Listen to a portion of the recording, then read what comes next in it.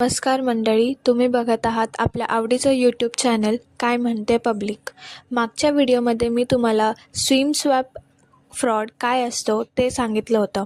आता ह्या व्हिडिओमध्ये त्यापासून कसं वाचायचं ते मी तुम्हाला सांगत आहे.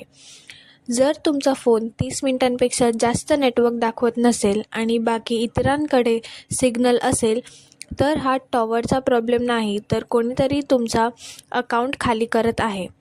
आजच या 3 गोष्टी करा ज्यामुळे तुम्ही या फ्रॉडपासून वाचू शकता.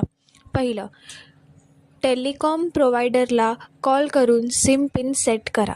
दुसरं, बँकेचा 2 फॅक्टर SMS काढून ऑथेंटिकेटर ॲपवर शिफ्ट करा. तिसरा, बँकेचा हेल्प फ्रॉडलाईन नंबर कॉन्टॅक्टमध्ये सेव्ह करा, कारण RBIचा रूल आहे 3 दिवसाच्या आत तुम्हाला फ्रॉडसंबंधी तक्रार करायची आहे. बाकीची जबाबदारी बँकची असते.